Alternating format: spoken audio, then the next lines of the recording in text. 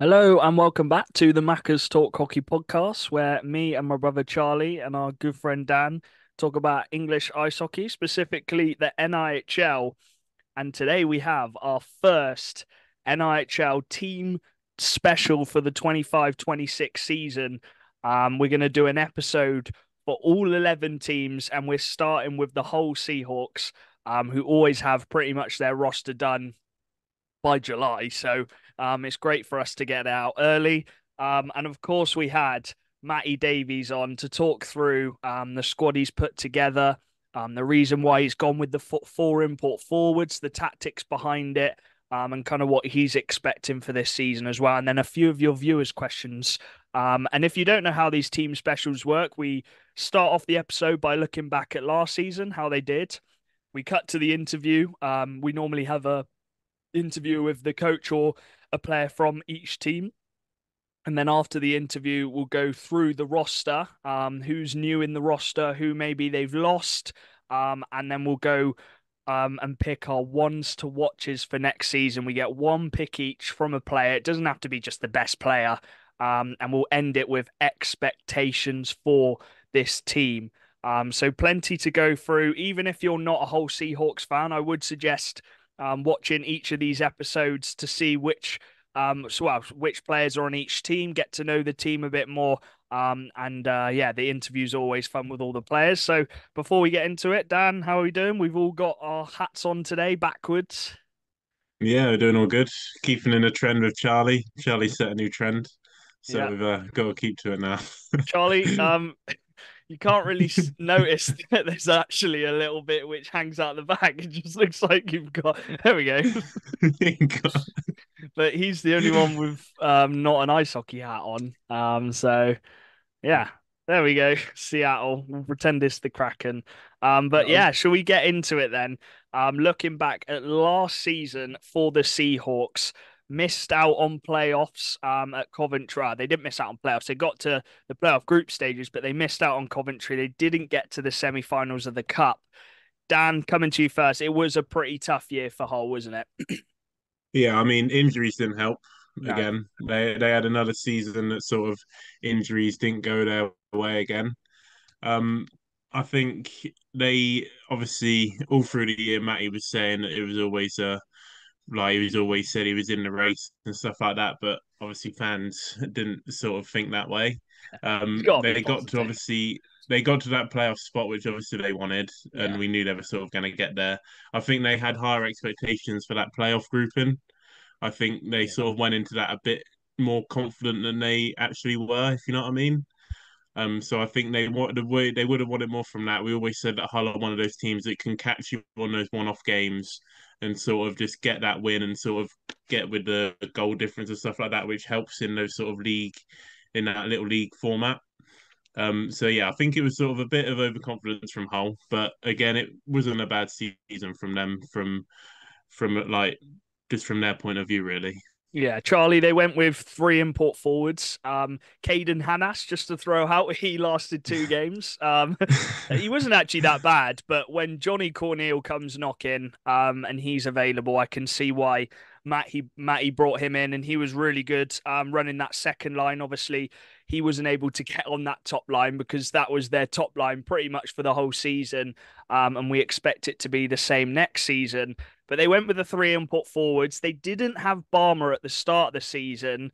And the way I describe Hull's season, Charlie, is it was very patchy. They had games where they just win so many in a row, and then they'd lose so many in a row. They couldn't find that level of consistency like Leeds, like MK, and even Swindon coming up to Christmas. So injuries didn't help, but they just couldn't find the consistency, could they? No, I don't think they could. I think Jason Hewitt had like two goals until Christmas, and then suddenly he got hot after that. And like you said, yeah, I think patchy's the word. And then they did look burnt out at the end of the year, which I Yeah. just think they've had that 2 years in a row. I think Matty mentions it on the pod, the interview coming out. It was a really good interview, and I just think, yeah, they had spurts, and then they had consistency from their top line, and then the decor wasn't up to standard really. Davy Mm. Phillips' injury didn't really help, but the decor didn't come up to standard. Zamodra, save percentage wise, didn't have as good of a year as he's had in previous years. So it wasn't a bad year. It wasn't a bad They year. The still front, finished fourth. Like, but I think they just couldn't quite have that after that first win streak. And then when they went on the loss streak, after that, they couldn't really find that consistency again. But yeah, it wasn't a bad year, wasn't an unbelievable year. It was just kind of their expectations they kind of hit, but they didn't go above or below. Yeah. That's what I look at it as. Like they probably would have wanted to qualify for at least a couple of the playoffs looking back, but in terms of league, they probably finished where you would have predicted them to. yeah, I think we all pretty much predicted them fourth. Maybe a few people predicted them just to finish a little bit higher. Um, they the defense has been a talking point a lot. They got Barmer back in, but then Phillips got the injury. Hayward got the injury, Dan. I think I was looking at the roster. They actually had listed 10 defensemen throughout the season. So it's clear that they couldn't find that defensive core which was ready. And I think it showed in a lot of the away games. At home, they're a phenomenal home team. They'll score ridiculous amount of goals. They come down from 4-1 against Sheffield twice in a row to win the games. They were really good against Leeds. They turned up for those big games, but it was those little tough ones on the road. Your Telfords, you're looking at your Solways, Romford. Like those are the ones which they couldn't quite get over the hump with those games, could they? Yeah, and I think like Charlie said, the goaltending and the D, that's what it comes down to. Obviously, if you can't keep the puck out of the net and you're obviously starting on the back foot on the road, Mm. you're gonna be at a disadvantage because obviously that home team's they're gonna be running from that and they're gonna be gaining momentum from every goal that they score. And when you're on the road, you don't really want to be conceding that first goal. Yeah. And obviously, sometimes it can come from another goal, and then you're sort of two goals down, and this sort of you try too hard to go with your plan A, and I think that's the issue. I think you sort of if you can't defend well on the road, you're going to struggle. And I think with Hull, they obviously no problem with scoring goals, but it's just when they get put on the back foot, it's hard to sort of gain that momentum to try and get into. Obviously, like you said with Sheffield, they had that, but I think these little games, we spoke about it about Swindon, like in the past few seasons, they've always had those little games where Yeah. they should have won, but they didn't. I think Hull sort of had the same sort of thing, and they're going to be sort of kicking themselves that they didn't win those games because in the end of the season, you look back at those games like that was an easy 2 points that we could have picked up, and it's like you can't do anything about it now. And I think that all links back to then you're chasing games, you're throwing out your top six for ridiculous amount of minutes because those are the ones that are going to get you your goals. And then, as you said, Charlie, by the end of the season, they did look a little bit burnt out, and those top guys were playing too much. But that kind of leads us nicely into the interview on Matty's look back at last season or the last couple seasons, and he's built his squad round to be able to play those 3, 4 lines throughout the whole game. So we'll cut to the anything else to add before we move on. I think we've pretty much covered most of kind of their last season. But Matty, it's a really good interview. We know Matty's a good talker, and he talks through it all. We gave him some challenging questions as well, which I know a lot of people want to know. And I after listening to him, my mind kind of changed, and I could understand why he was going down that route. Especially if you got to change something to try and beat Leeds and Milton Keynes. So we'll cut to the interview now, and afterwards we'll have our ones to watches. We'll go through the rosters and our expectations for next season. So enjoy the interview. And welcome back to our special interview for our first team special. And there was no other guy we were going to bring back. Of course, we're going to get Matty back on. And first of all, thank you for signing pretty much your whole roster nice and early for us to talk about it to get the team special out. How are you doing? Yeah, no, thanks for having me back, lads. Appreciate always having a chat. Yeah, I mean, yeah, it's like I've said before. It's like I just want to once we've got the lads, I just want to get them out. There's no like, in my opinion, there's no point waiting. It's at the end of the day, if you look at it from a marking standpoint, you want to sell that team for next season. People want to know, right? And And there's plenty of other things to put out as well. So it's like, we get the lads done and just get them out there. That's the way I feel. Yeah, and just, as you said, you've then got the shirts you can put out, and you've got Yeah, all the players signed up ready for people to buy every player with the name on the back as well. So it just yeah, makes sense. yeah, yeah, exactly, mate. That's it. Just, the fans are, like any fan, you just want to know who's coming back, don't you? You're just like waiting, and you just want to know sort of what's going on, and then yeah, you can get on with your sort of, You can get on with your summer marketing. then as well. Yeah, well, it's a lot. It's a lot. I mean, it's stressful, mate. Like, early on. I mean, like, it starts, well before the end of the season. Whether it's conversations with the players that you've already got. We start signing people like everyone. Start, from Christmas onwards it starts. You start trying to get the lads, back. We've been sort of for the past couple of years trying to tie people down on 2-year deals. The ones that we know are coming back. It's one of them. You know what you're gonna get, and you want to keep them. We know how it is when you lose. The British players here is what we're talking about, right? It's you, Yeah. you lose British players, it's difficult to replace. So, yeah, just yeah, it starts early, mate, and then it leaves the summer a little bit less stressful, but there's always a little bit here and there. Yeah. So the order for the people watching, we're going to look back at last season, look at the roster Matty's put together ready for this coming season, then a few little questions at the end. So last season, you finished fourth in the table. Um, how did you try and sum up last season? Because it was quite patchy, wasn't it? And injuries weren't very nice to you either, especially in the defensive area. Yeah, I think, look, I've obviously we had a lot of time now to sort of, look back at it and I think everyone can sit there and say, like, oh, not everyone, but I guess the ones that are really trying to win something or, sort of expecting to do well. You can come away being disappointed, but when I look back at the team and what we put together last year and sort of actually analysing exactly how it went, I actually now think that we actually did a pretty decent job come the end of it. The biggest disappointment for us was obviously not getting to Coventry. But when you're in a group like that with Leeds, we know Peterborough are in the playoffs. It's really difficult, mate. You can't afford to lose a game. You lose a game and it's going to be tough. And I was really proud of us because, I know I've spoke about this before, but we played really well that Leeds weekend. We went into Leeds. It was a mad game. That overtime game, wasn't it, Yeah, with yeah, Burns scoring? yeah. But we do mad games pretty good, don't we? So. We got that one, and then we played a really good game on the Oh, Sunday. We was 5 minutes left and we was winning, and it sort of epitomised sort of, I guess the last 2 years of our team, and sort of the downfall, and obviously everyone will know sort of, how it is with us, but I guess I've got different opinions on sort of why I think that happens and the reasons for that, but. Yeah, and it's sort of been a little bit of a, just sort of learning on what we've done over the past couple of years with the team and trying to change it as much as I can. There's only so much you can do, as you know. We only have, I like to say, the top 50 Brits across the league.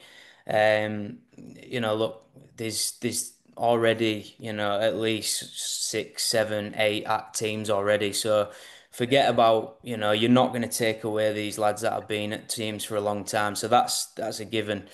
And there's not much left after that. So you've got to be creative and try and do your best with what you can get. And I guess that this is just the way that I see, us going. And yeah, like, I look back and we had a good group of lads, really good lads. They all got along really well. I look back at it now and I think we definitely got unlucky. I think everyone can say that, and I think everyone always says I blame someone else or something else. And no, it's nothing to do with that. I blame myself because that's the team I signed. We were short again, and that's simply the truth. We were short again.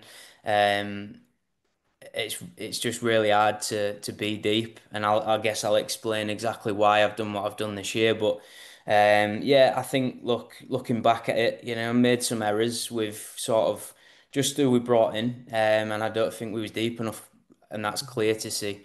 And yeah, that's what I come away from the year with. But look, we had a good team, and there was a lot of good things about it. But yeah, when you lose certain key guys across that year, there's really no replacing for that, or you can't really get over that loss of that player. It's really tough to. Hmm. Yeah. Oh, So So, go on, Chaz. Matty, what were some of your highlights from last year? So, what were the positive moments? Was there any games which stood out to you, or some spells, or maybe some specific players? Because yeah, I think sorry, just about in there. Sorry, when you say it was tough, I actually do. You look, your marquee signing for defence last year was Davy Phillips, yeah, and that was going to be your number one guy because Barmer hadn't re-signed obviously at the start of last season, yeah, and Davy only then managed to play 26 games. So automatically, we were a bit like, okay, this is a bit tough on hold. Then your second probably best defenseman and Hayward gets an injury yeah, right as Phillips has come back or something like that. The timing just didn't really work out. So I do sympathise yeah. with the team and looking at maybe some other rosters who didn't get those marquee injuries. So I just thought I'd butt in there. And if you had anything to say on that, what Yeah, that yeah, how tough that was to manage. yeah, you bang on, mate. And look, you don't want to giving it Yeah, the whole pity party thing, but it's just the truth. When you lose them players, it's literally impossible. And yeah, it's the players that you lose. It's the actual type of player and the players that you lose. Everyone has injuries, but you can be sort of lucky and unlucky with who gets injured. yeah, And look, it's just one of them. Dave had a real tough year last year. It wasn't just the injuries that was going on. There was a lot going on off the ice for him.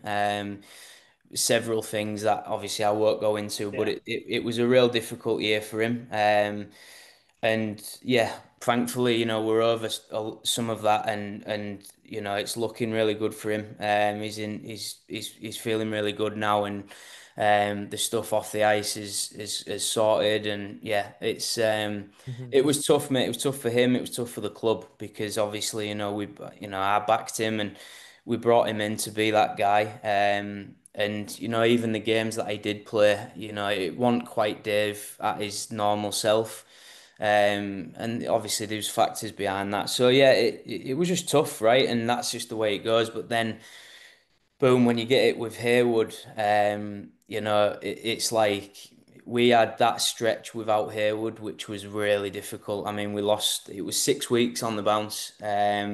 We didn't win. And it basically, I think at the time we was actually we was top in the league at the point. We lost Haywood, or we was first or second or right there. And yeah, we just didn't win for weeks. I think And you lost 9 in a row. I think it was. yeah, literally, and it was crazy. It was just like at one point it was questioning everything myself. I was coming off the bench at one point. It was a tough time. Yeah, but look, it is what it is. We got the lads back. We started to get some momentum. Deck come back at Christmas, which massively helped us. And yeah, we started to sort of get back to our game again. And yeah, I mean, just touching on Charlie's So point Charlie, about yeah, go on. Charlie's question. sort of what was I guess a good moment. Do you know what? I think there's a couple of things. I think I think just generally Sobs' performance last year was I think unbelievable. Like what he managed to do across the league was pretty much dominated from start to finish offensively. He was really out there on his own for a long time. And towards the end of the year, there was a lot of pressure on him from me to sort of change his game a little bit and that line in general. Because look, we know what that line can do offensively. I mean, obviously I'm biased again, but for me that was the best line in the league last year, and it was clear that every night it was dangerous, but there was a point of, having to overplay that line. And that was what, really didn't help us coming into the end of it. Because, when you're so offensive like they are at times, and they don't quite have the energy again to sort of press or get back, it's going to be difficult for them to not get scored on. But generally, I think Sobs' performance, I mean, again, in playoffs, it was He's, unbelievable. he started taking on the scoring role, didn't he? Yeah, I mean, he had three hat tricks in a row. And it was, you're talking about hat tricks against Peterborough and Leeds in playoffs. It's crazy. So he was head and shoulders, mate, in playoffs for us. And yeah, just proud of him for sort of leading the team like he needed to with Bobby out. Again, that's another massive kick to us going into Oh yeah, I playoffs, forgot as about we all know. But yeah, I think Sobs, mate, and I think just generally, this is nothing to do with the ice, but just generally the club. I always go back to it, but the club in general, mate, has just grown so much Oh, in 3 years. And yeah, that's I think you always had sort of you averaged by the end 1,500 people, yeah, which is yeah, just so good compared to I remember when Hull first come back in the league. yeah. You're trying to rebuild it all again. Yeah, mate, it's tough, right? And that's and I think it's one of them where, I mean, it starts with on the ice, doesn't it? And the product that you can put on the ice, is always sort of the main thing. Because no matter what we say, the fans want to see a winning team. It's similar in Swindon, they are vocal because they've been around the game for so long. It's maybe different in Leeds and maybe different in some other markets, Bristol. But in Hull and Swindon, for instance, there's no getting around it. You have to have a winning team. It's very much like that. So, yeah, it started with that, and then just sort of, yeah, just I guess just learning from mistakes and learning from everyone else around the league. And sort of, I think everybody together around the league as owners have really sort of maybe probably copied each other and sort of redone what other people are doing, and it's honestly working. And I genuinely mean this when I say I think it's brilliant that his crowds are going up. Oh yeah. We want everybody's crowds up. That's what we all want, right? Even you two and everyone that is involved in the league. To see, MK, to see that busy as it is all the time is, yeah, it's unreal. And yeah, we all just want to get to that level, right? That's the goal. So big, to be honest, mate, that's the biggest thing for me is just the growth of the club in general, and where we're at now. I just want to highlight before we get on to the roster, and Charlie can have a question to start with that. One player who I thought was a massive positive for you last year was Hodgkinson. As Mm. soon as he come in, straight away, it didn't really take any time to settle. And I reckon from watching him play, obviously had a bit at Leeds as well. I think that was the best I've seen him play, and he really took on that role of being a whole type of player. And I bet you're absolutely buzzing he's back for a full time next year. Yeah, I mean, Josh is hilarious. I mean, I couldn't think of a kid that fits into Oh, the club and the team yeah. more. It's mental. I mean, what that lad has to do every week to come and play for us is I was is wondering that because is it's never been insane. Yeah, told. so he flies in basically every Friday, and he comes in. He gets either a train or someone picks him up. He comes straight in, to practice on Friday. We practice at like 5 p.m. So he practices straight away, stays over, plays the games, and he gets a flight home on Monday morning, and straight back to work. So. Yeah, I mean, I can't speak more highly of him. He's just such a good kid. Like he's honest. He comes in. He knows when he's not being his best. He knows, what he needs to do for the team. He's willing to do anything for the team. And I think another one that's probably overlooked, like a lot of our decor. But for me, he's still young and he's someone that skates really well. He's left-handed, which is rare to find as a D man, British wise. He hits, he blocks, and he's just one of them lads that like will put his body on the line. It didn't quite work out in Leeds. Um, that just wasn't the right situation for Josh, but for what he's done for us, it's massive that we've got him from the start coming into this season. I agree. And I believe, yeah, he'll play that top four role, and I think he's going to be more than worth for that. So yeah, Yeah. happy with Josh. Go on, Hmm. Charlie, kick it off then for this off season. So going into next year, I'm going to start off with the question on Twitter at the moment, and I'm excited to hear your side on this. Hull have announced all four imports: Johnny Corneal, Owen Sovchak, Jordan Stallard, the new boy, and Emil Svek. You are the only coach to go for the four import forwards. Take it away, Matty. Wow, we just don't care about defense, do we? We're all Right, we'll clip that one up. We'll put that yeah. on Twitter and just Yeah, that's it. No, look, I think obviously I get it. I get why people, and at the end of the day, people can sort of, um, I could moan all I want about it, but it's great that people have got opinions on the league, on us, on anyone. Well, we messaged you straight away, and Yeah, we heard you out, and you gave all your reasons, and yeah. I'm sure you're going to do that now as well. Yeah, I mean, I always like to, sort of. I mean, we've always spoke. Yeah, We've got a good relationship, and I like to let people know. Because what I don't like to see is sort of, people maybe maybe talking about a situation without actually knowing the reasons or the facts behind it.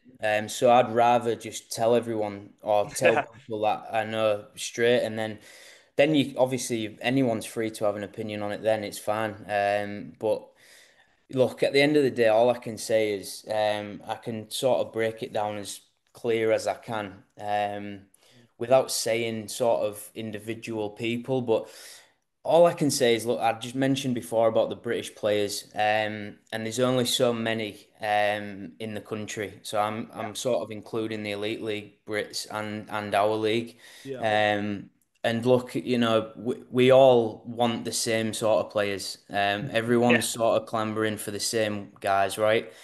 And we had sort of a couple of, real potentials that were looking good. And I won't mention names, but they're not in our league. They are elite league players. And look, when them players sort of didn't come off, I had a decision to make, and sort of that would have changed massively what I was probably going to do. yeah. I mean, if anyone thinks that I hadn't or wasn't looking at import demon, it's obviously I was speaking to more import D-men than forwards, and some of the import D-men that we've seen signed in the league. I was also potentially speaking to them before. So look, it is what it is. I think the way I see it is, we've got a certain amount of players that we can fit into a system or how we see our team fitting. And Yeah. no matter what people say, again, this is still heavily dominated British league. Oh yeah, it Um, is. Yeah, and if you can't get your British players right, I think that it doesn't matter how good your imports are. I think it's clear to see. Look, we've had some of the best imports over the past couple of years. We've won nothing, and that's the truth of it. So. And then people will say, well, why would you get more forwards? That's just sort of doing the same thing, but sort of worse, I guess. But all I can say is, look, I know the players that I've got, and people will look at our roster and go, well, maybe Bonner or Huey, for instance, or they can surely play in the top six, or any of them players, Um, what one thing we haven't been since I've started this back up is deep. We've had good teams, we've had some really good players, but being deep is one thing that I think is really difficult to be, I agree. without MK's budget and without having sort of the luxury of, I'm just thinking around the All of league. the Someone like, countries. Eddie Bedros, for instance, who can play both, British as well. So you sort of are lucky with who you've got around you. And one thing we've never been is deep. And the problem I've had for the past 2 years is come the end of the season, I've had to overplay players. I've had to overplay my top guys. I've had to, the numbers and the average minutes for some of my top six and D men included in this are crazy, and it's way more than any other of the top guys around the league because we know everyone's numbers, everyone sees each it's other's on Insta. on Yeah, Insta, yeah. So we all know sort of where it's at, and when I'm sat there looking at someone's average minutes that are as a forward, touching the 26-minute mark, which is insane. It should never happen. And people say, oh, well, why don't you, play the third line more? Why don't you? And I'm just going to be totally honest here. Our third line wasn't good enough last year. That's the truth of it. Again, I know this because I know the numbers. I know what their plus minus is. I know what I can see. And again, to be quite frank, this league is only getting better next year. One more import comes into it, everyone's a little bit deeper. So because one Yeah, player will it's a just big move difference. back, Yeah. and it just becomes more. Everyone becomes more deep. And I had a decision to make on sort of where I saw the biggest change come into our team. Um, One thing I would say is sort of on the style of play that we have. We obviously have a real clear way of playing. We are really aggressive, and that will never change. That's just the way that I like the game to be played and the way that I see us playing. Now, the problem with that sort of philosophy or system of play is you've either got to have an extremely fit team or you've got to have a lot of numbers. Yeah, Um, that's why you got 4 lines. and to be fair, I'll be honest here, I didn't have either last year. I didn't have an extremely fit team and I didn't have a lot of numbers. So the system was really difficult. We had to change things around come the end of the year just because of that, which then put our game out a little bit because obviously, we work on certain things throughout the week and um look, it was just a little bit disjointed. And my opinion on sort of the way we play can only really work properly if we are properly deep, and we can just roll these lines. Now, I'll just be honest. If I'm sat here with sort of a third line with Jason Hewitt, Lee Bonner, and an Owen Bruton, for instance. There's That's other, so yeah, I strong, mean, and there's other, that's three Brits as well yeah, who exactly, could play yeah, top six roles yeah. on other teams. Yeah, which obviously gives you a couple of things. It makes sort of that top six, I mean, crazy strong in terms of what we've brought in. And it allows me to just put that line on against anybody. Yeah, And and they all know the style of play, them three. They've been with me for a while. They know what we want. It's literally impossible to play that style if you're playing too many minutes and where the disconnect comes between being an offensive team and being defensively bad is a fine line. Defensively, like any coach will tell you, that's all we work on. Defensive shape and defensive structure is what we work on every single week. The video is all defensive stuff and but the majority of it comes from our forecheck and that's sort of our leading Yeah. um thing. It's just sort of how I see the game, and the forecheck being strong is sort of the leading cause to everything else. Um, and look, when you just don't have the minutes or the juice in your legs to do it, it becomes impossible to do, and then the gaps become big. The gap between D and forward is bigger, and good teams will pick you off. So one thing I would like to say, the biggest thing for me is sort of I just think it's funny and I don't agree with it at all, just the opinion on our decor in general. You know, when I look at sort of decors around the league and sort of what we've got, compared to them, it's yeah. I mean, we don't have the import D, which is obviously a massive part of it. But we still have, some really solid guys in there. Dave being one of them, and I know Dave, last year it wasn't his best time, but we're still talking about a Great Britain defender that's played, over 1,000 games. He is a defensive defenseman that's solid. Sort of been, I guess, underrated a little bit. And you guys are signing, Ben this year. Them two played together for a long time. These are top quality guys that really will add to that team. So I guess getting Dave back this year properly is going to be a massive, signing. It's almost like a new one again. So, And uh, just because I was going to ask a question on him, and you're confident that he's um like ready to go, kind of fitness wise for this season. Yeah, I mean, look, Dave, without saying too much, Dave had a lot going on off the ice last Yeah, year. yeah, yeah. A lot of off ice stuff, and it wasn't just all about the injury. There was a lot going on. And it was also a massive transition for him, Yeah, coming sort yeah. of back from Belfast, down to this level. And it was just a tough one. And then he obviously got it, twice with you know, we know sort of how bad concussions can be, and sort of, someone, that age, there's just no chance in risking it. There's just, we're not here to change lives, for the rest of someone's life just because, we want Dave Phillips to play. It's just not how it is. So, yeah, and look, I think our decor this year, just going on it again, is Hmm. we're a lot younger. Everyone that I've signed can all skate really well, and they can all move the puck really well. So again, that is a change that I made and wanted to make. So yeah, I guess and all you can say is time will tell. We'll see what happens. Oh, yeah. I might be wrong, right? And I'll be sat here, and it'll only be me to blame. And I'm pretty honest about that. It's my decisions and what I want to sign. It's me. So if I get it wrong, sound it's the way it is, and we'll deal with it and sort of come a different route. But I'm pretty confident what I've got. And yeah, I mean, sort of everyone at this point is sort of got their team done, and yeah, for me, just on it, it's just the biggest change I could have made was this.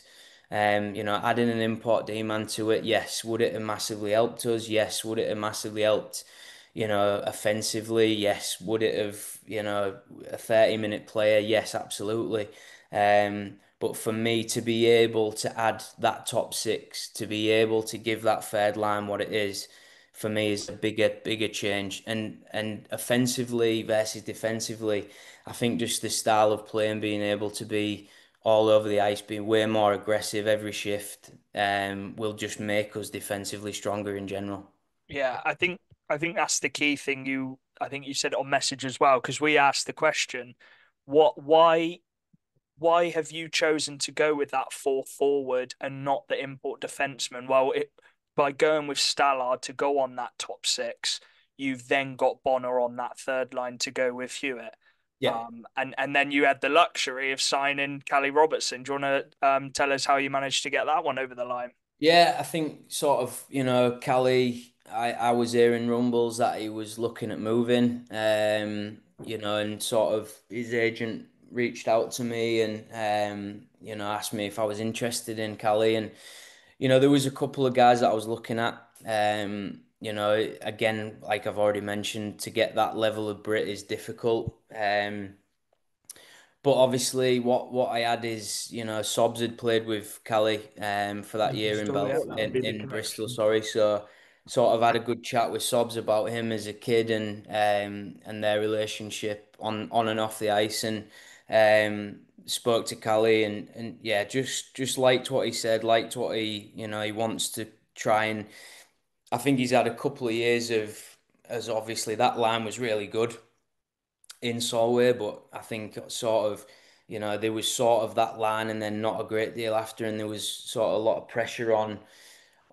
sort of that, and I think it just, I guess just some people want to change. Yeah, Sometimes they want a different scenery, and I think adding Cali into what we've already got forward wise, I think it'll just complement his game, and I think he can improve as a player coming to us around the type of player that we've got here. yeah. Someone like Bobby Chamberlain, a British player that's obviously played a long time and been that sort of scorer, offensive after be putting out output as an offensive guy, can help someone like Kelly, still 24 years old, still really young. But yeah, the biggest thing for me is a really good skater, um, which Eh, is, sort of what I really wanted to go with this year and sort of make us a better skating team. So he helps that a lot. And yeah, I mean, we've seen he's put numbers up in this league before. He scored 30 goals. You put him next to the right guys, and I think, we're gonna get, more out of Kelly. Nice one, Charlie. Do you want to go to the next one? one of the guys I'm really interested in, he could be my ones to watch potentially, is Tommy Spraggan. I think for me he's a big player for you this year, someone who you're kind of hoping, not hoping, but thinking he's going to make that big step up. He's the same age as me at 20, and he obviously got a point a game in the league below last year. What do you expect from Tommy? You got to work with him last year, so you got that snippet as well. Yeah, I'll probably stick my neck out here and again sound like a proper biased, homer, but I think Tommy Spraggan's going to be sort of almost the talk of the league in my opinion for next year. I think as a young defenseman in this league, I think he's right near the top. What I seen last year is someone that came in immediately and just honestly was probably our best D man at times. When we didn't have him, it was a massive hole. He's someone that, other teams really wanted as well. And the fact that he wanted to come back to us obviously is great for me and sort of the club in general. But having them years in Billingham and sort of being that offensive guy, obviously shows that he's got that part of his game. But for me, it's just going to be like a lot of them D-men this year, young, working with Dave, watching Dave and working on sort of the skating ability of Dave. And I mentioned this before, but there's not many D-men that can sort of skate as well as Dave and close the gap like he can. So I think it's for me, it's about, getting these lads like Tommy, in and sort of improving their games, not just, hoping that they do really well. It's actually like helping them to improve as a player for the next 2 years, and bring their skills on and the way that we want to play. He's a real fit kid as well, in great shape. He's someone that takes it seriously. And yeah, I think for me, I mean, he's only young, so people are going to overlook him, but I think he's going to be a real player for us this year, and the next 2 years. I'm So excited to Yeah. see him for sure. yeah, I've got my eye out for a youngster like him, and even Finn Braden spoke yeah, very highly of him when he came on the pod. He was like Spraggan's top. yeah. Oh, he's a top boy, Sprags. Yeah. The Leeds trio then. You signed three of the Leeds lads who were all part of that team who won the league and the cup last season, and specifically the Hare brothers who've been a big part of Leeds. I think especially Ethan, he was back in the Chiefs days when you were there. I was the year after, so I was the You were first nights. Yeah, when first Steve night, sorry. first So you took played over. you Yeah, played with Over both Ethan. of them. yeah. Um, just all I can say is they will give absolutely everything into their game. And you talk about this fitness and having this forecheck. Well, Ethan's going to suit that, and I couldn't have pictured him going to a better team for to suit his style of play than being that depthy piece which you've said that you needed. Yeah, like, I played with Ethan. I know sort of, how much he sort of takes it seriously again. I know I keep saying that, but you really You do need need players to like get that. You do. You need them. this league is becoming, I know we call it semi-professional and it is, but you do need a professional mindset. You need everybody on board to be fully bought in. And Ethan's someone that just does his job. He does his job and he does it really well. He's someone you can play against anyone. I know, Ryan has over the past couple of years have played him against sort of our top guys at times and had him shutting down, and he's someone that will do sort of anything you ask. He's got, You an don't run out of offensive. energy. Yeah, exactly. He's got an offensive side to him, but for me, it's just how he plays like a dog. He's just everywhere. He don't let That's anyone a good way rest, to and that's describe him. Dog. yeah, yeah. He is. He's just like a dog, and that's sort of yeah, exactly what I want. And it's also having him sort of in that position to sort of help bring on, sort of Deck Jones as well. Deck Jones has been sort of playing centre a little bit for me, and Ethan will come in and sort of take that role. Deck's someone that fits more on the wing, and he's a big kid, plays on the boards really well. So Ethan just giving him a little bit more stability and giving him that sort of, experience at 23. I mean, the kid's, played, it feels like for years now. and obviously he's won 3 leagues in a row, which never harms anything. So to come in with a winning mindset like that and just sort of, help these young lads, just sort of come on in their maturity is a big part of it. Yeah, and he was the first one, and then obviously look, Dylan obviously, wanted to follow his brother. So I What mean a pair. that's yeah, exactly. So, Dylan He's got a again big is role to play this year. yeah, massively. And again, Dylan's another one that has really impressed me over the past couple of years, more so last year. I Yeah, really thought improves just, so much. you only really get to see the games against us properly. Obviously, we watch a lot of video, but just watching how composed he is on the puck, he's someone that I think can take the puck in tight areas and he's got that first pass. He's got the vision to see it and do it. And again, he's someone that he's coming from that winning culture.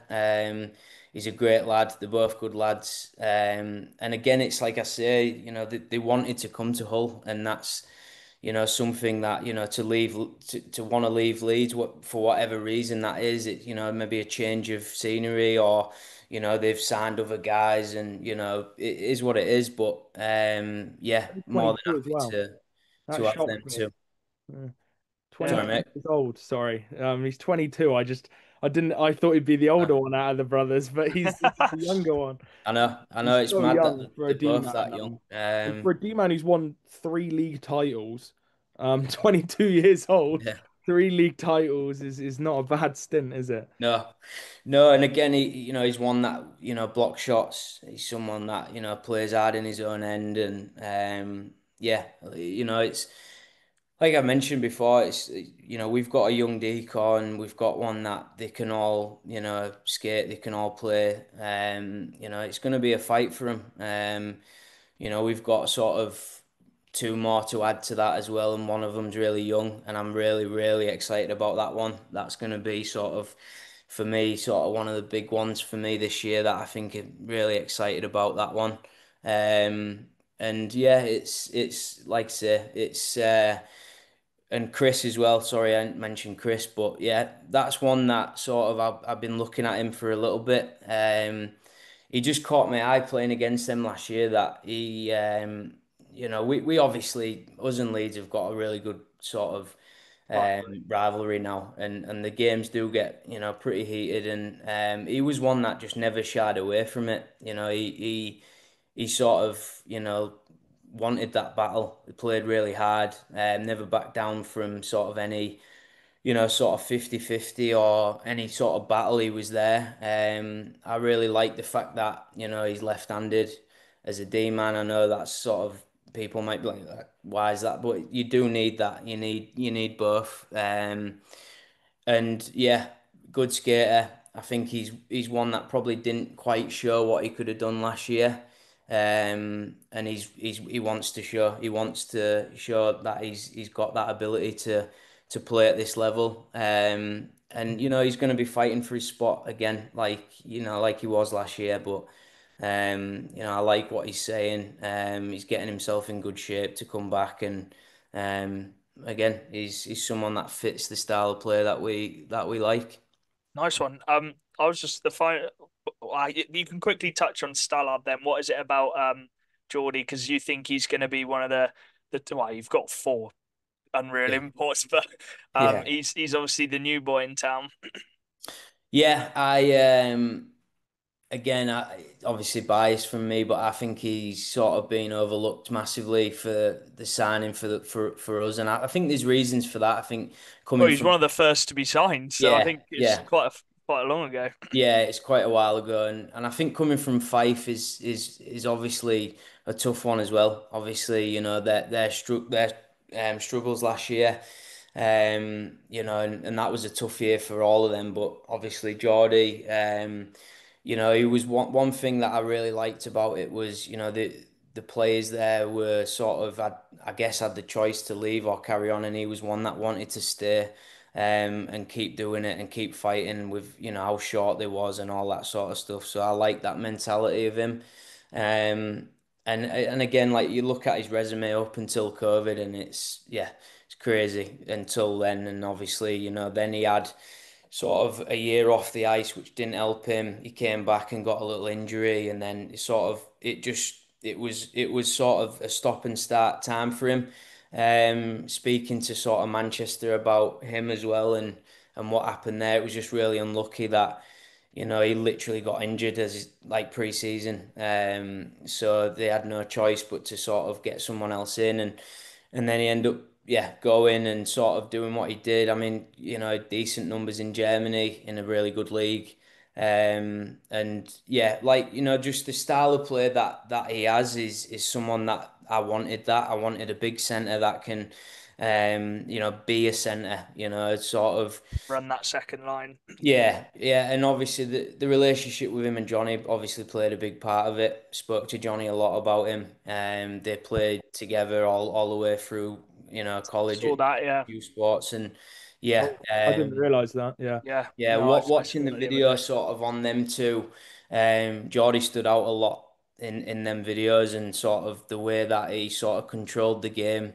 It sort of reminded me a little bit of Barkov in just sort of being big and smart and sort of at times slowing the game down. And then, sort of he's got a lot of offensive side to him, but he'll do both sides of the puck. Just a true centre. And yeah, yeah, I'm excited for Geordie. I think he also wants to be settled. He's never settled yet. He hasn't been able to settle somewhere. So I think, at 27, sort of coming into his prime, I think it's a good time for him to, settle with his mate Johnny and sort of get into a routine of, settled hockey.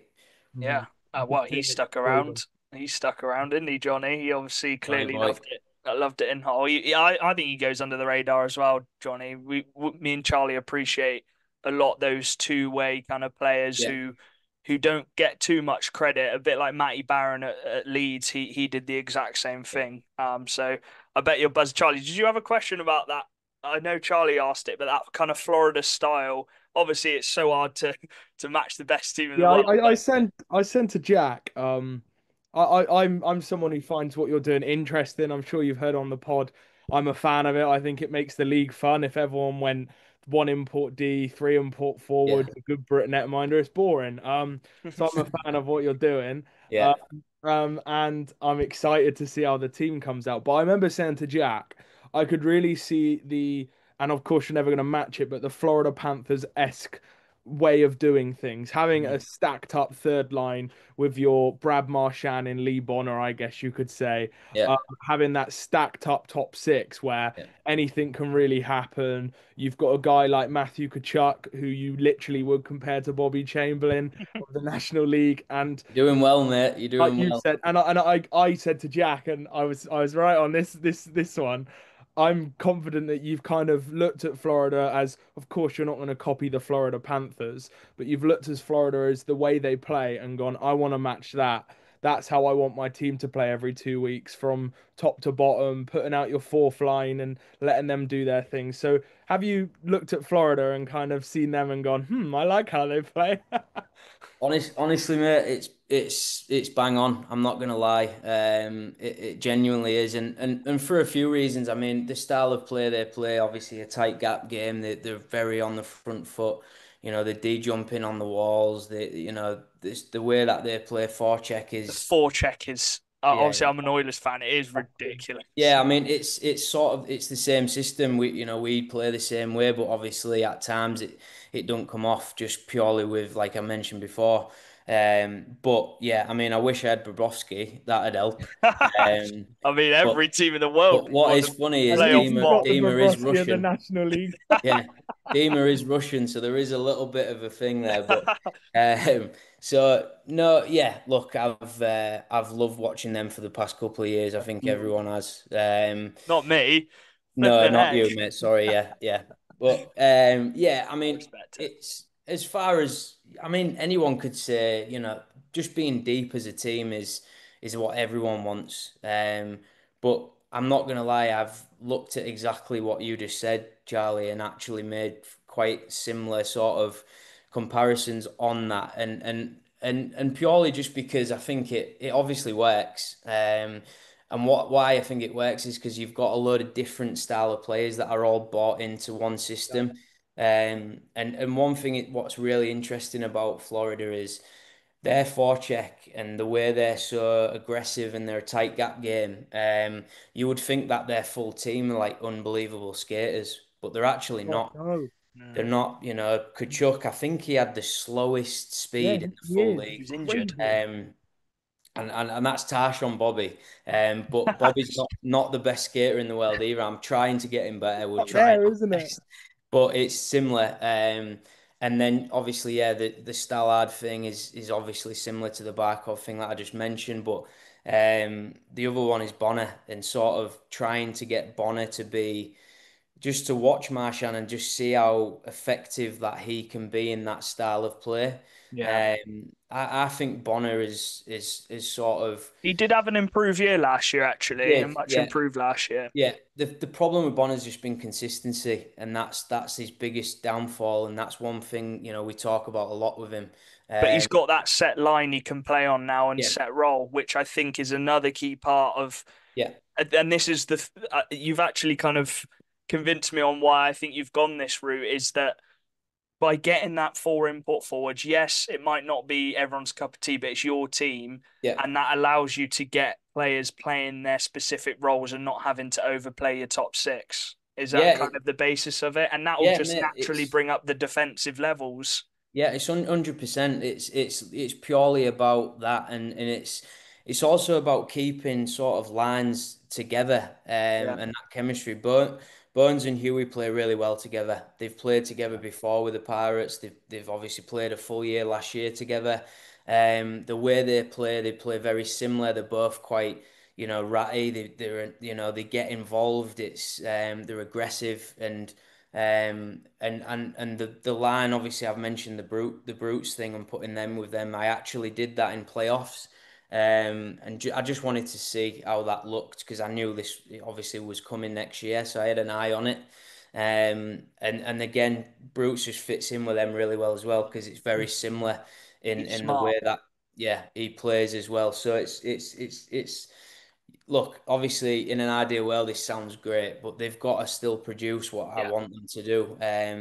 But everyone is It on. might not work straight away. It might Yeah, not. exactly. Yeah, it's going to take probably time, and it's going to take everyone's buy-in, and we need to be a really fit team, which everyone at the minute is on sort of programs and getting ready for that. So, yeah, I mean, you're on the right tracks, mate. It's more looking at not individual defensemen to make us better, but more the overall unit of the team. Yeah.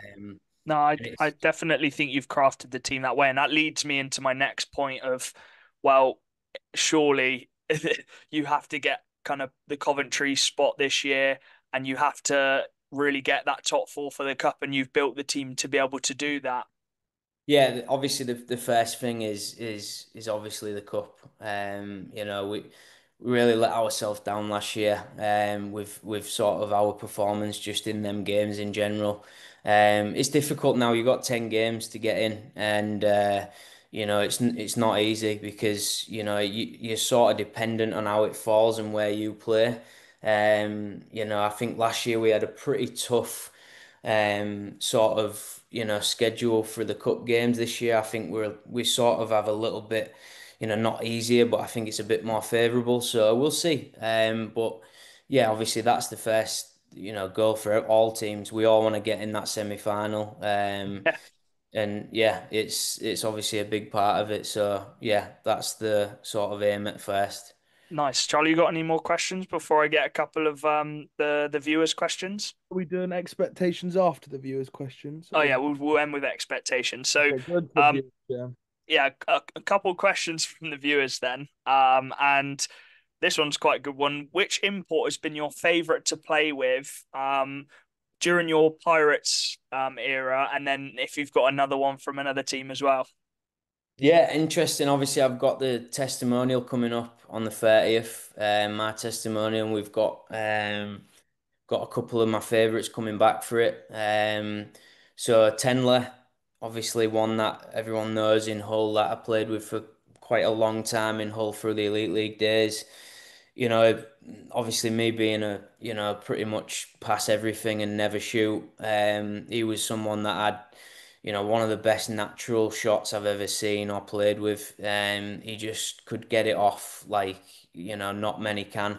And I'll also add with this one, it obviously want my whole time, but I played with Dougie Clarkson. I know you boys had him on, so Right. I've got You to said replay the you. You said favour. you, Matty. Yeah, me and him had something different, mate. It was, yeah, we like literally from, sort of the first couple of practices, every time we ended up going together on 2-on-1s or anything, and we just got it. The way that I sort of wanted to look for him every time, and the way that he just got it off, one touch, the way his shot was, yeah, we had something good that year.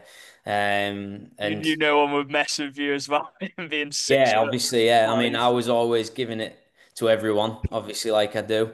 And Big Doug was always there behind me. So yeah, it's what can you do? That's the way it went. 70 assists that season. You remind me of a certain player on your team with another certain player on your team. So yeah, That's yeah. some respect. um, Yeah, someone. similar, mate. Yeah, similar. I like it always. I said a few times before, but like if I said this, I said if I can't play, I'm going to sign someone who's pretty much close enough to me, that I can. And yeah, pretty much. I mean, for me, he's the things that he can do. I could never do. He's the way he holds onto the puck is crazy, and Even at at times. his height. But I always tell him he can't pass the puck like I can. I actually say to him, if you could pass me, you'd have 150. Because honestly, if you put that sort of spec and Bobby, that's like a dream for someone who just wants to pass the puck. That is a dream too. Yeah, Yeah, Um, it is. you've got someone with naturally probably the best shot I've ever seen in Emmy. Just it's stupid. It's actually gross how hard his shot is. And then Yeah, Bobby, who just literally wants the puck right near the net. That's it, and yeah, he'll usually both bang it. sides of the coin. One Yeah, guy can blast it from anywhere, and one yeah, guy who gets into the positions where the goals come. yeah, literally. So it's like dream for someone who wants to pass. So yeah, Um, this whole fan says he's seen you. Obviously, Hull's tight knit community. He's seen you a few times walking the dog. Do yeah. you listen to podcasts? If so, which ones? Or are you a music guy? No, I'm a podcast guy. Yeah, always podcasts. Yeah, I I'm a mean, sort massive of. podcast guy as well. Yeah, yeah. I mean, I listen to a lot of things. I think obviously I always listen to you guys. Ah, Listen to Spit and Chicklets every week. oh, mate, love the chicklets. Yeah, just sort of the breakdown of the games, and especially through playoffs, I thought it was brilliant.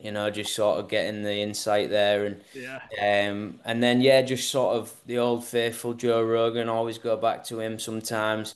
He has some ropey guests on, but sometimes when there's a good one, it's banging. So yeah, and that's it really. Just sort of listen to different ones as well. Like I'll be listening to different sort of like crime ones or whatever's going on at the time. If someone comes out and it's good, I'll listen to it. Hmm. Nice one. We've got another one on our Instagram. Let me just go double check. Who's your most underrated signing you've signed this season? Kind of the one you're looking, not obviously you don't have to single them out, but who's kind of the one you're looking forward to the most this season? Ballard, Stellard. I think he's been massively underrated, the signing. I agree. I did not see his WHL here. But mate, I've his stats impressive. up until COVID, honestly, is way too good for this level. And Yeah, then that's it. obviously after COVID, it's bottomed out. But yeah, it's crazy. I mean, Got such a high potential for this league. oh yeah, like I say, just he needs to settle somewhere, and I think. Hopefully this is the place for him. But yeah, I think it's been massively underrated, that signing. Nice one. And then someone said, "What's your best memories with Mr. Bones himself?" Mr. Bones, God. Lee Oh, Bonner, for those who don't know. yeah. I mean, every single year when he turns up and it's playoffs and he's got that ridiculous Oh, thing on his head, it could be anything. Um, yeah, I mean, he's just one on his own. He really is, mate. I could kill him sometimes, but you have to love him. Do you know what I mean? He's just that kid. I'll tell a story about Burns actually, just because it's fresh in my memory, thinking about sort of the end of the year. There was a shift. So that Leeds game I was talking about. Yeah. Actually, I'll go before that. The Peterborough game before. I think what was we was 3-1 up. I think there was about a minute left.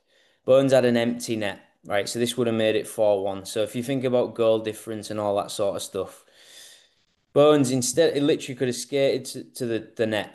You know what I mean? He could have skated the puck in.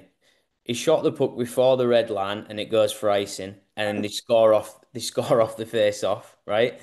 So that's the first thing he did. The Leeds game on the Sunday, right? We're winning 3-2. This is the sort of thing that Bones does. So he's I can't remember. I think it was Bissonnette actually because he came over and then shot the puck. So Bissonnette's coming out of the corner, rolling up to the top, and Bones goes into the sort of the corner to meet him, tries to slash him, and slashes him, and his stick comes out of his hand. So he's got no stick. So he can't block the shot or get his stick to the puck or anything like that. And obviously then Bissonnette comes up and just wrists it top bin.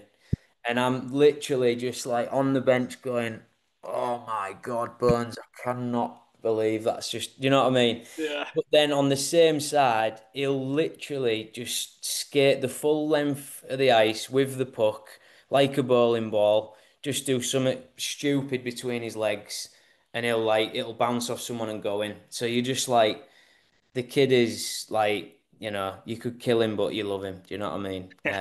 He's But great. every year at playoffs, He's, he's got some stupid haircut. I So remember it when we first started watching hockey, and he in warm-ups, I'd love to.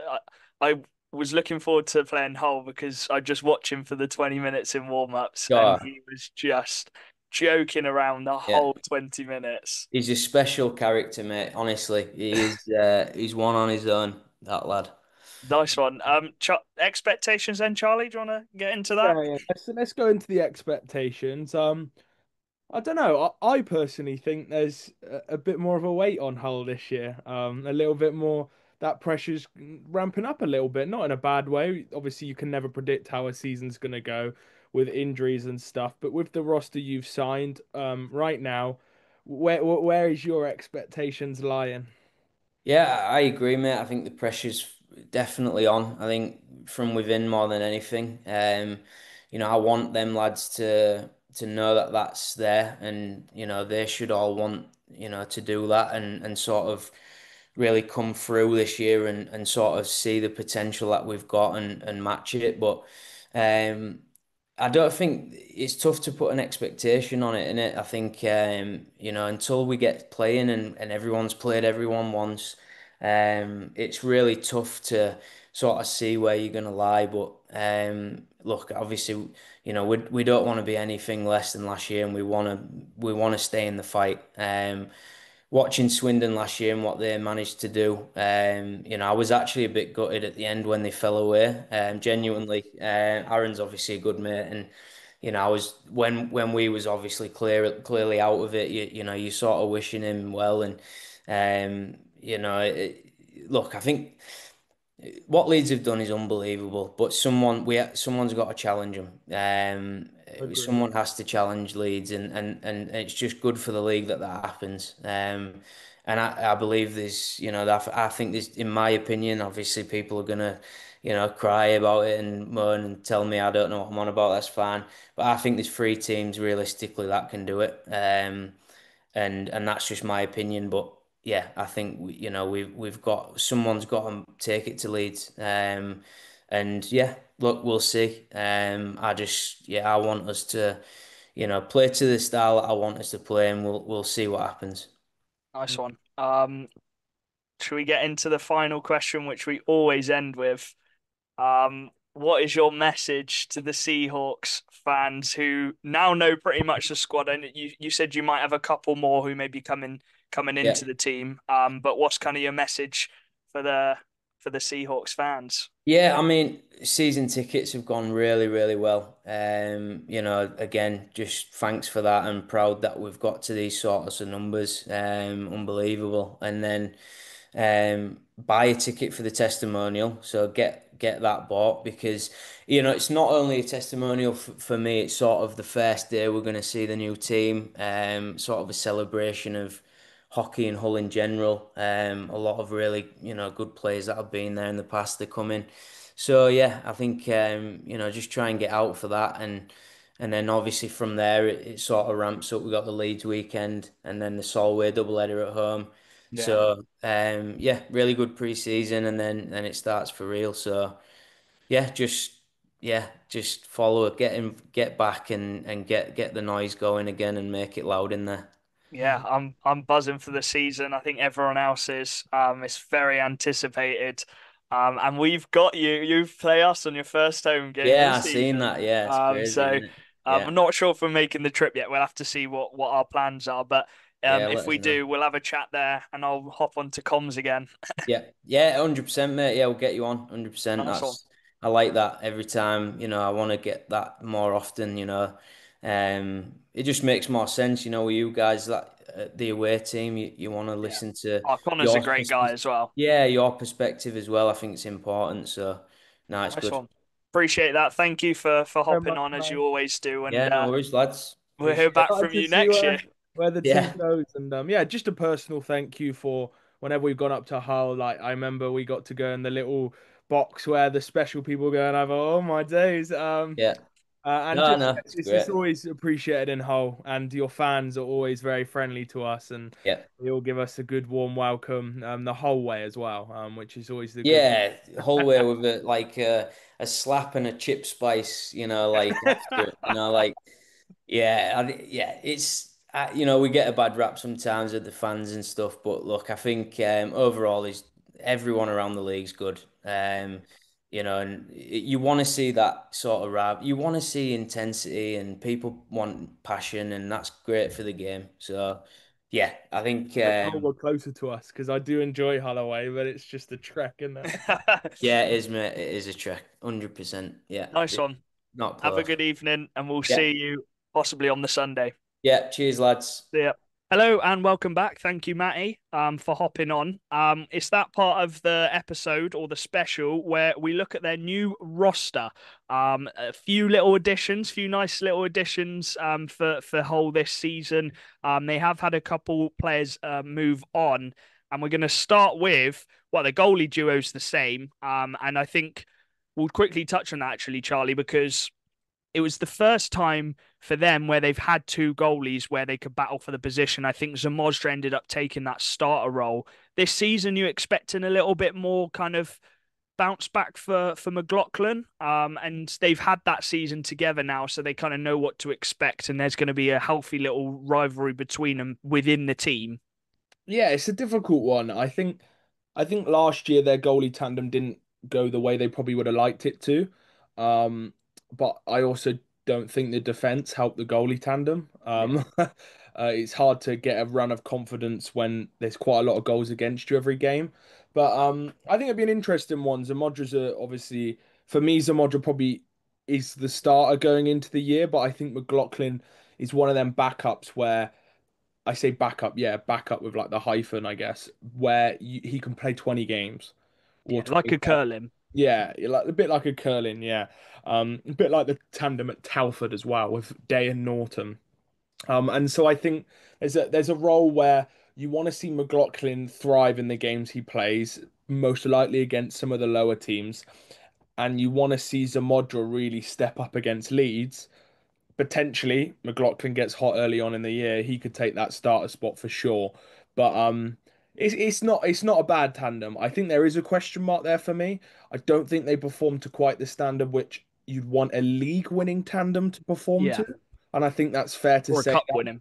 All cup winning. Zamodra didn't have a great playoff run last year, which didn't help. I think his save percentage was below a 9, and Zamodra is normally one of the best goalies, Yeah. if not the best goalie in the league in cups. So He I might just have been burnt out as well, to be fair, because he did play a lot of games come the end of the season. Yeah, I just think you want to see that step up from their tandem this year. I personally think their decore's got better. I do believe that. I think it's more all-rounded this year, which we'll go into. But I think with a better decore and a better depthy team, I expect the goalie save percentages both to go up. I expect Zamodra to go over a 9, and I think this year was an anomaly for McLaughlin. I think he'll go back up to an 8, 9, potentially a 9 again. And so yeah, I think they need a step up from the tandem, but I think that's definitely capable. Yeah, they've had a year together now as well. But moving on to the defense, the big player who's not returning is Barmer, who is, I think, going travelling. And he deserves it, to be fair. He's played a hell of amount of minutes the past few seasons. But Dan, that is going to be a big loss because that means you don't have a guy who you can chuck out there for 20, 25 minutes every single game. But Davies definitely has got the hope that Davy Phillips can now take that big role for the majority of the season because he had a tough year kind of with injuries and off the ice as well. Obviously, Matty touched on that in the interview. So, yeah, it's going to be a change for Hull this year. Yeah, you never know. Deck might be back at Christmas, Yeah. like all the other years. But no, it's what Matty's done is obviously we've said it on the pod. I've said it. People have said it online about obviously they need an import D. What Matty's done is he's not signed this big guy that's going to replace Belma. He's replaced it in numbers in their D, so he's made it so he's able to roll those three D lines. He Yeah. doesn't have to just keep out the top pair all the time. He doesn't have to double shift the top pair. He's sort of instead of going with one guy to replace Belma, he's replaced him in with about three, four guys. Yeah. So he's sort of been able to bolster his D in that way. And I think what Matty's done is he's able to do now is he can see the change that is making just from having players playing less minutes instead Yeah. of having a game-changing D-man there, just having these little guys that are going to be just able to go out there, do their bit, come off, just have little shifts on and off. I think you'll see a much more improved D doing that instead of just getting one big guy that's just gonna obviously be able to log minutes again like Barmer did. It's sort of the same scenario as you're in, just with a different guy. Yeah, I think it starts. Yeah, I agree. Actually, it starts with Davy Phillips, and then you've got three new defensemen coming in. You've got Dylan Hare, who proved it at Leeds. He can play in a league-winning team, a cup-winning side, and he can slot in on the top pair, but he could also come in on the second pair as well. You've got Tommy Spraggan, Charlie, who obviously that was Matty's guy. He's looking forward to seeing progress in the National League, and he's got really high hopes for him. He's full time with them now. You don't have to worry about Billingham. And then you've got Fugalis, who's got something to prove. Like he wasn't the top six guy at Leeds. He got thrown into some games, and don't get me wrong, he made an impact in some of the games, but it's clear he's been let go and Hull have picked him up. So he's got something to prove. And you get Hodgkinson as well for a full season. So I see what Dan means. You get three pairs who can play together, and you can trust those three pairs. Yeah, I could see it more as they've got two second pairs and a third pair. Yeah, I think that's fair to say. Uh, yeah, I don't mind their decor. I think it functions. Matty mentioned that there's some D to come. He did mention that, so I'm sure there'll be a guy to slot in there as well to add that extra depth because, as you said, last year they played 10 D men, and this year they've got six, most likely seven. But I think it's good. I really like the look of Spraggan. I think he's got a big upside to his game. He's thrived in the league below for a while now. He's ready for that step up, and Matty's confident. A full year Davy Phillips is going to be huge. I think Davy Phillips really can play a top end National League role, but I think again you've just got to be sensible and manage his minutes. You yeah, don't want Davy Phillips playing 25, 30 minutes a night. He hasn't done that in his career. He played 15 minutes a night, played the PK and played well. I think 20 minutes a night is where you want him at. And I think one of the underrated signings is Dylan here. Here. I think he'll be brilliant. Again, just another guy who's a second pair guy, but you can rely on him. He's got a good breakout pass. He's won three league titles in 3 seasons. He gets what it takes to win. and he doesn't shy off in the big games. I remember I've seen him against MK, Swindon, and he doesn't crumble under the pressure, which I think this whole team has done at times. Yeah. So I think it's a big sign in. I think yes, their decor is not the best in the league, No. but their forward core could be, and Matty's banking on that. So they're signing a decor which is functional and a forward core which should dominate teams. Yeah. Let's move on to the forward core because pretty much all of the Brits have returned. And then you add that extra import forward as well on top of it, which makes it more even across all three lines. And we'll start with the top line because, well, everyone knows the top line is Sobchak, Speck, and Chamberlain, and that's going to get you a ridiculous amount of points. That line's going to dominate in the offensive zone. And, well, I think that's going to be the line which sticks together. But then you've got that second line, Dan, and you bring in a guy like Stallard who can be that centre to run that line, and you've got a defensive-minded Johnny Corneal who also can score goals in the slot. He's a nightmare to play against, such a smart player. And Callie Robertson, who's also got something to prove after having not a bad season at Solway, but a season where he knows he could do better. And when he's playing next to Stallard and Corneal, I'm sure he's going to be playing ridiculously well as well. So that top six alone is probably the most stacked top six in the league. You've got four imports within that top six. And by getting that import forward, Dan, it allows you to have a third line of Hewitt, Bonner, and Bruton. And that's what Matty's going for. He's going for that extra import forward so you can then play Bonner on a third line. But that third line is probably going to be one of their most important lines in a lot of games because they're going to press the opponents. They're going to forecheck. They're going to hassle them. They're going to frustrate them. And that fourth line as well, bringing in Ethan Hare, again, just hassling teams, forechecking them, just wearing them down so it gives the top guys an easier chance at scoring goals because the other teams wore down. And I think that's the tactics Matty's going out. Obviously, that's in hindsight, happy days. We're looking at the positives which could come from that. But the forward core is, as Charlie said, it probably is the best in the league. Yeah, I mean, potentially when you look at it, you could say that the bottom six is more important than your top six A bit because like in Florida. this Yeah.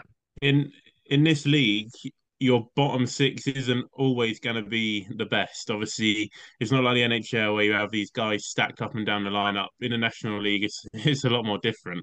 But what Hull have got there is they've got a very good top six that will be able to compete with any team in this league. I will back that, and I think what what Hull are going to be able to do is they've obviously got their bottom six is going to be competing every night and they're going to be able to win those battles while also winning obviously the top six battles. And this is something that most teams need is they need a bottom six that is going to be able to compete and be able to maybe chip in with some points, chip in with some hits, chip in with some grinding play. They can bring all of that in that bottom six. They can do all three styles of play. And I think Hull are definitely going to benefit from this because again, they're not going to be having to overplay that top six. They're going to be able to send out those guys in different scenarios. They're going to be able to step up to what Matty wants them to do. And even that second line, that's going to give you point production, but it's not just going to give you point production. It's going to give you both ends of the ice. It's going to give you support. You're going to be supporting your D with that second line, and they're also going to be able to chip in the points. So I think Matty's got a really good balance there in depth of obviously his bottom six and his top six. And I think they're both going to work hand in hand with each other. And I think if they can really get those lines rolling every game, I think it's going to be really hard to get on top of Hull because they can get you at every different scenario. So I Yeah. think Matty's in a very good position there with the lines that he's got. Yeah. The question I have, Charlie, is will this work across a 54 game season? And can you just rely on your forward depth? Yes, they're going to help the decor, but they haven't got what I'd call an import D to do everything, run everything, the power play, the penalty kill, and the 5-on-5 play. Is that forward core going to be able to bring that and help them to a league title, or is it more a stacked team which is really going to hit you in the cups and come playoffs is going to be a deadly team to play against? I I think if you swap Stallard for an import D, I don't think Hull get any better or much better. I Yeah, think this whole team, for me, and we'll see that in the expectations, is a team which you predict around the third, fourth mark and not quite a league title. That's where I predict them. But this whole team has the potential to explode if coached properly and some players, in brackets D men, play above what maybe people think their standard is. yeah, So, for example, if a Spragham can play next to Davy Phillips or play on a second pair and really thrive, well, maybe a second pair and really thrive, and start to really dominate 5-on-5, suddenly you've gone from going, oh, we've got a guy coming up from the league below who could be a third pairer, to we've got a second pair guy who's 20 years old, who's fit as a fiddle, who can play a lot. So yes, I like this whole team, and I do like what Matty's doing. This is where I'll put pressure on Matty. Is he needs to coach it properly. yeah, And for example, for me, I look at their forward core and that second line potentially of Corneal, Stallard, and Callie Robertson. That's what I play. I'd have that against every other team's top line because that line is going to be unbelievable defensively. Like I just feel that. When then I'd a flipping play Svek, Sobchak, and Chamberlain against the team's second or third line and let them dominate. mm, And so I think this team is very much capable of winning a lot of games, a lot of games, and I think they're very much capable of beating a Leeds, a Swindon, these teams, and I think they will be one of them teams which competes every night. And so yeah, I like the roster. I think it's good, but you have to play four line hockey. You have to put four lines out. You have to drive teams. I think this team has to have the best forecheck in the league if they want to win a league. yeah. I was They just gonna. have to be able to kill teams on the forecheck and suffocate teams defensively and give teams no time. If they can do that consistently for 54 games, I think they're capable of winning a league, but that is a tough thing to do in this league. Yeah, I think Dan, for me, they're the home form. You know they're going to be one of the best home teams in the league. They've got a home. They could if it was just home games, they'd have a real shot at winning the league. It's those away games which I just they've they've got to be able to adapt it slightly in each different rinks. You've got to play it differently a bit. You know what I mean? You can't dominate every single game with your forward core. So, as Charlie said, it's got to be coached well. It might not work. If the first 10 games, it might not work, but you got to give it time. And that's where I think in the cup it will thrive. But we'll get to that in expectations in a minute because or should we do expectations first and then end on our ones to watch? Yeah, yeah. Okay, so that leads us into expectations then, Oh, Dan. what? They finished fourth last year. They didn't make the cup and they didn't make Coventry. What's the expectation this year with what I'd say is an improved squad? I would say a cup. I would say at least a cup. Not. I wouldn't put them obviously playoffs. Like I would put them to get to Coventry, but I would expect them to win the cup. I think this team, like we said last season, they were built for the cup. I think this season they're even more built up for the cup. And I think what they did in the cup last year was obviously it's tough with this cup format. Like obviously, a lot of the teams last season didn't really know if they were playing a cup game or not. But I think what they did in the cup last year was underwhelming for what they sort of built that team for. So for next season, I would say at least a cup or at least get to the final of the cup. Okay. Um, Sort of do that. Coventry. Coventry, I would put there as well, but it is going to be hard. The playoff groupings, with the way the league looks, the playoff groupings are going to be horrible, whatever group you're in. Every team in that playoff group is going to be worthy of competing for the playoffs. So Coventry, maybe get to Coventry, that would be a good thing for them. And league, I don't think league just yet. I don't think that team is going to win you a league. I think it's going to win you a cup, but not over that 54th span. I don't think so. Okay, I'll go next and we'll finish with you, Charlie. Yeah, I struggled to see how that decor can win a league title. You've seen over so many years, well, the last 3 years because it's only been Leeds. Their decor and goalie has won them so many games on the road, and then you've got your forward core which does all the business. They're able to adapt their game. I'd love to. I want to see it. I want to see it. It's one of those where they've got a lot of changes. They've got this incredible forward core, and I want to see it first to kind of believe that it will be really deadly this season. But as for the cup, as I agree, Dan, they've got to make the top four in the cup. I think that this team's built for a cup run, and I think they have to make Coventry. It's 2 years in a row now, or 3 years if you want to count that first season where they haven't made Coventry. This team, and Matty said it himself, for teams like Swindon, Hull, their fans have been around for a long time and they expect their team to be there and competing in that. So I really do think that Hull need to make the playoffs, or Coventry playoffs, this year.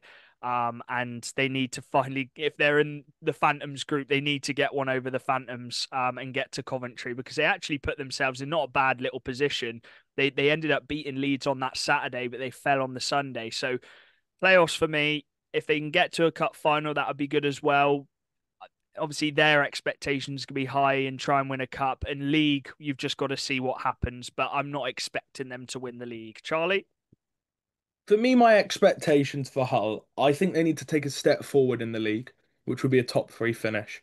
I think they need to beat one of Swindon, MK, or Leeds to the top three. And I think they need to be consistent throughout. And I think there'll be one of them three teams, Swindon, Leeds, or MK, won't be as consistent as they were last year, or at least won't be quite as on it. I think there's changes in all organisations out of them three. So for me, I think Hull need to take a step forward and finish above third place, above fourth place in the league, Yeah. and finish in top three, at least. And I'd like to see them be a maximum of 10 points away from the league. And I know that's quite a big thing, but I think Hull need to take the step forward this year.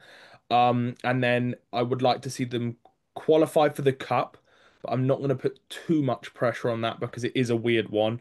Yeah. But in my eyes, they have to make playoffs weekend and they have to make a cup final. Okay.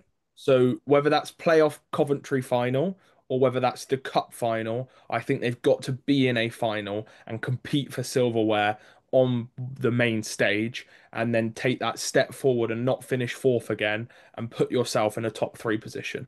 Yeah. Just to reiterate to everyone watching, you might hear us say similar stuff with other teams. That's our expectation for every single team. Not every team is going to be able to win the cup, but that is going to be that team's expectation. So if we're saying Hull need to be in that final for the cup, and Swindon do, and MK and Leeds and Sheffield, all of that, if we're saying that for every team, that's because we do believe that team should take that step, but not everyone is going to. So that, just to reiterate on that before anyone says anything about that. But I think that's fair. I think that's fair. They need to make improvements, and they have done in the team. I'm just interested to see how this forward core works. Plenty of players to choose from then, for our ones to watch. I'll go last on this one, in case you've got one which I don't mind switching. But Charlie, shall I go to you first? I would start off with Dan. We'll go Dan first. We'll Go let on, our Dan. good friend You've start. got the Oh, pick of any player in the cheers, team. guys. Thank you. I'm going to go with Josh Hodgkinson Oh, okay. Yeah. in D. He's a guy that obviously came in last year, set his career high in senior hockey in points. Finished the season off with 16 points. This is a guy that Matty obviously loves to coach. He obviously loves the way he plays. I like the way he plays. He's that gritty D man. He'll be the guy that'll give you that little jab in the back of the legs. He'll clear the front of the net. He'll block shots. He can obviously, like I said, pick up a few points here and there. And I think it's going to be a big year for him. I think we were talking about their D not having these like big guys. I think this is a guy that's going to need to step up. I think he's obviously going to have his second full year at Hull. The first year he came in was sort of he wasn't really fully in there. So this season he's going to be starting off the year with Hull, hopefully, and obviously going to go all in. And I think this season, I think Hodgkinson needs to step up and be that guy that's going to go out there and be like, I'm going to be the guy that's going to set the tone out there. I'm going to be the guy that's going to block this shot. I want my D men to be playing like me tonight, and I'm going to set the tone out there on the ice. Nice So one. I'm going to go with Josh Hodgkinson this year. Yeah, I mentioned him on the Matty interview. Go on, Charlie. I reckon Jack may have the same one as me. I'm going to go for Callie Robertson.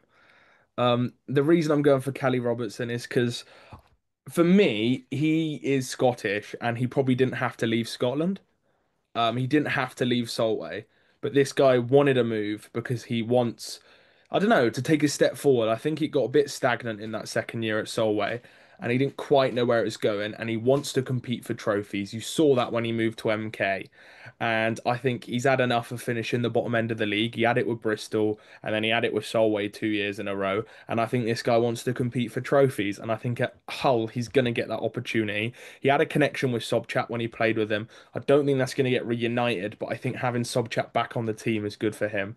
And I think the biggest attribute, which I think, like I said, if Hull want to really have success this year, you need to have a hell of a forecheck. And I think Callie Robertson is a guy who can forecheck. Do I think he's going to get back to a point a game? He scored 60 points in 56 games. No, but I'm not expecting that from him. They've got enough points in that team. I'm expecting a 40-point season where he just bombs at it, forechecks the hell out of the D-men, and helps them win some silverware. So, yeah, Callie Robertson, I think he's going to have a good year in Hull. I think that was a great move for him. Nice one. I'm gonna go with probably one of the oldest guys in the team. I'm gonna go Davy Phillips. Obviously we didn't see the Davy Phillips which we know he can be. And this season's a fresh start. And Matty's obviously said that he's looking much healthier and ready to go this season, which is really good news. And he's got to, I don't think he's going to have to play 30 minutes a night, but he's going to still be playing 20, 25 minutes every game. And he's going to be relied on to be that guy to set the tone in D, on that top line, PK. And I want to see him play 45, 50 games this season, to really show how good he is. And yeah, I think it's a big season for him because you've got all these. I think every single team has an import defenseman. And yeah, I think he has to play maybe not to the standard of a lot of the import defensemen, but he has to play to that kind of level, for Hull to really go far. So I'm going to go with Davy Phillips. Anything else to add on the whole Seahawks special? I think I just want to see him play. I'm just excited to see him play. Yeah. They've got a lot of Leeds players, so brought some Yeah. winning mentality. And I think we're going to see some good rivalry between Hull and Leeds this year. I just got a good feeling that that's going to be an absolute madness, that game. So watch out for Hull versus Leeds. And yeah, I'm looking forward to Hull. And always, again, a big thank you to Hull as a club. I like them. They're always Yeah. nice to us. Their fans listening. They'll always turn up in numbers. I know there'll be a lot of them watching. And I still haven't really tried chip spice. So if any of you come down to Swindon, and could you bring me a tub of chip spice, please? Dan, anything else to add? Obviously, you're going to be traveling there with as a Basingstoke fan this year. Yeah, Yeah, pumped.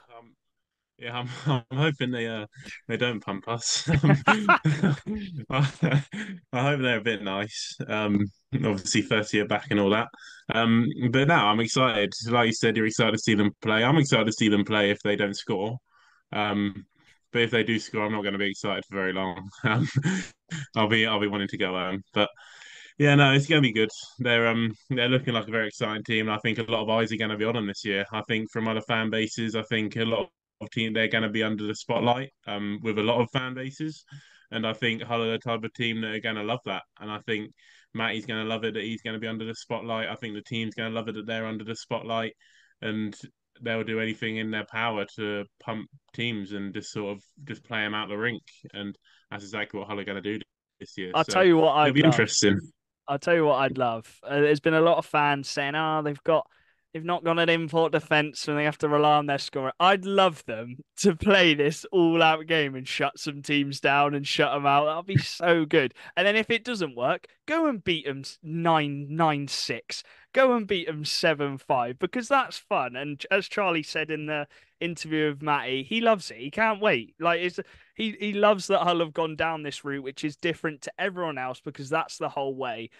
So please do drop a follow, drop a like, comment what you think this season, if you agree or disagree with some of our opinions we've made.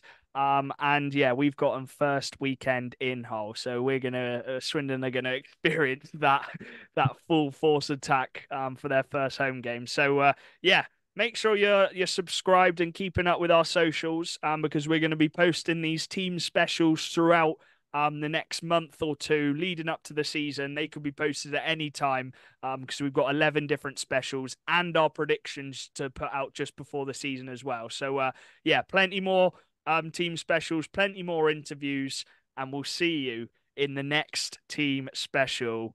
Peace.